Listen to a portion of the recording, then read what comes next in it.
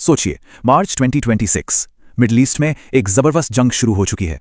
दशकों से जो तनाव अंदर ही अंदर सुलग रहा था, वो अब एक खुली लड़ाई में बदल गया है, जिसमें दुनिया की सबसे ताकतवर सेनाएं आमने सामने हैं। एक तरफ अमेरिका और इजराइल और दूसरी तरफ ईरान। और इस जंग का असर पूरी दुनिया पर फौरन महसूस होने लगा है। ये जो आंकड़ा आप देख रहे हैं, ये होश उड़ाने वाला है।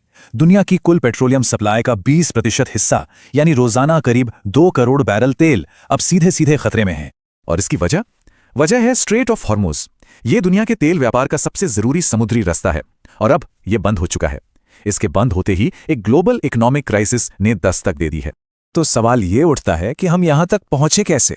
एक शैडो वॉर, यानी एक छिपा हुआ युद्ध, अचानक इतनी बड़ी खुली जंग में कैसे बदल गया? चलिए इस पूरी कहानी को समझने के लिए थोड़ा सा पीछे चलते हैं। इस दुश्मनी की जड़ें काफी गहरी हैं, और उनको समझने के लिए हमें जाना होगा 1979 में, जब ईरानी क्रांति ने इस पूरे इलाके का जियोपॉलिटिकल नक्शा ही हमेशा के लिए बदल कर रख दिया। देखिए, क्रांति के बाद ईरान के जो फाउंडर थे अयातुल्ला खुमैनी, उन्होंने इजराइल को एक नाम दिया, छोटा शैतान। उनकी नज़र में इजराइल वेस्टर्न देशों का एक हथियार था और इस्लाम के लिए एक बहुत बड़ा खतरा। और इसी सोच पर इस्लामिक रिपब्लिक की नींव रखी गई, जो इजराइल को मान्यता ही नहीं देता। और ये सोच सिर्फ खुमैनी तक ही नहीं रुकी। उनके बाद जो सुप्रीम लीडर बने अयातुल्ला अली खमेनी, उन्होंने भी इसी पॉलिसी को आगे बढ़ाया। उनका ये बयान ईरान की फॉरेन पॉलिसी का एक जरूरी हिस्सा बन गया, जिसमें इजराइल को मिटाने की बात बार बार दोहराई जाती रही। विचारधारा की लड़ाई तो थी ही, लेकिन इस दुश्मनी का सबसे खतरनाक एंगल वो था ईरान का न्यूक्लियर प्रोग्राम।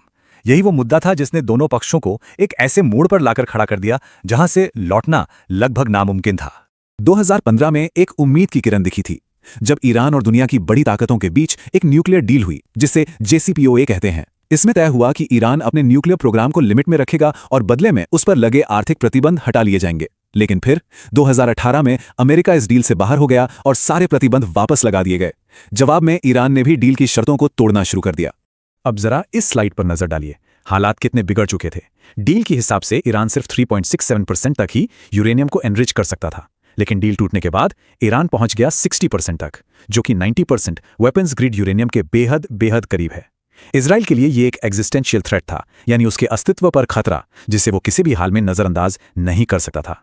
अब सीधे सीधे लड़ने के बजाय ईरान ने एक बहुत ही अलग स्ट्रैटेजी अपनाई, प्रॉक्सी वॉर, यानी अपने सहयोगी गुटों के जरिए एक छद्म युद्ध लड़ना। उसने मिडिल ईस्ट में एक ऐसा नेटवर्क खड़ा किया जिसे एक्सिस ऑफ रेजिस्टेंस, यानी प्रतिरोध का अक्ष कहा जाता है। तो ये एक्सिस ऑफ रेजिस्टेंस है क्या चीज? असल में ये ईरान के सपोर्ट वाले मिलिशिया और पॉलिटिकल ग्रुप्स का एक पूरा नेटवर्क है। इसका मकसद है ईरान का दबदबा बढ़ाना और इजराइल और अमेरिका जैसे दुश्मनों को काउंटर करना। ये एक ऐसी रणनीति है जो ईरान को सीधे लड़ाई में उतरे बिना ही अपने दुश्मनों को उलझाए रखने की ताकत देती है। और इस नेटवर्क के जो मेन प्लेयर्स हैं, उनमें शामिल हैं लेबनान में हिजबुल्ला, गाजा में हमास, यमन में हूती और इराक में इराकी मोबिलाइजेशन फोर्सेस। ये सारे ग्रुप्स मिलकर ईरान के दुश्मनों के लिए अलग अलग मोर्चों पर लगातार सिरदर्द बने रहते हैं। तो दशकों से जो ये शैडो वॉर चल रहा था, जिसमें छिपकर हमले होते थे, प्रॉक्सी लड़ाइयां होती थीं, वो अब एक खुली सीधी जंग में बदल चुका था। चलिए देखते हैं कि बरसों से सुलग रही ये चिंगारी आखिर एक भयानक आग कैसे बन गई। घटनाएं बहुत तेजी से घटीं।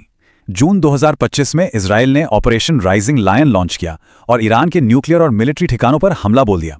अमेरिका भी इस अभियान में शामिल हो गया, और फिर फरवरी 2026 में अमेरिका इजराइल ने एक और बड़ा कोऑर्डिनेटेड हमला किया, और इसी हमले में रिपोर्ट्स के मुताबिक ईरान के सुप्रीम लीडर अयातुल्ला खामेनेई मारे गए। इस हमले की गंभीरता का अंदाजा आप एक इजरायली अधिकारी के इस बयान से लगा सकते हैं। उन्होंने इसे आधुनिक युद्ध के इतिहास का सबसे बड़ा रिजीम डिकैपिटेशन ऑपरेशन कहा। इसका मतलब साफ था, हमलों का मकसद सिर्फ ठिकाने तबाह करना नहीं, बल्कि ईरान की टॉप लीडरशिप को ही खत्म करना था। तो चलिए अब वापस मार्च 2026 में लौटते हैं और देखते हैं कि इस जंग का पूरी दुनिया पर क्या असर हो रहा है। तो सवाल यह है कि इस जंग का ग्लोबल इंपैक्ट क्या हो रहा है। ये बस एक रीजनल लड़ाई नहीं है, इसके नतीजे पूरी दुनिया भुगत रही है। सबसे पहले तो दुनिया एक बड़े एनर्जी शॉक से गुजर रही है। हर दिन 2 करोड़ बैरल तेल की सप्लाई बंद हो गई है। तेल की कीमतें आसमान पर हैं और दुनिया भर के स्टॉक मार्केट्स क्रैश हो गए हैं। जवाबी हमलों की वजह से खाड़ी क्षेत्र के 9 देश इसकी चपेट में आ चुके हैं, जिससे ग्लोबल एनर्जी सप्लाई और अर्थव्यवस्था पर एक बहुत गंभीर खतरा मंडरा रहा है। लेकिन लीडरशिप पर इतने बड़े हमले के बावजूद ईरान का जो सिस्टम है वो सरवाइव करने के लिए बना है।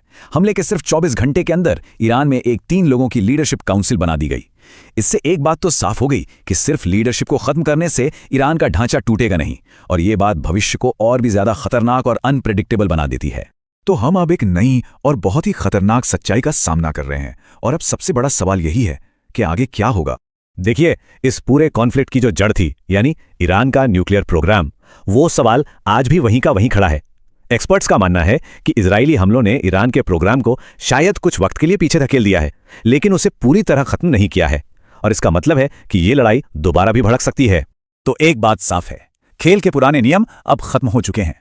इस टकराव ने मिडिल ईस्ट और पूरी दुनिया को एक नए और अनजाने रास्ते पर धकेल दिया है। अब आगे क्या होगा, ये एक ऐसा सवाल है जिसका जवाब न सिर्फ मिडिल ईस्ट बल्कि पूरी दुनिया की सुरक्षा का भविष्य तय करेगा।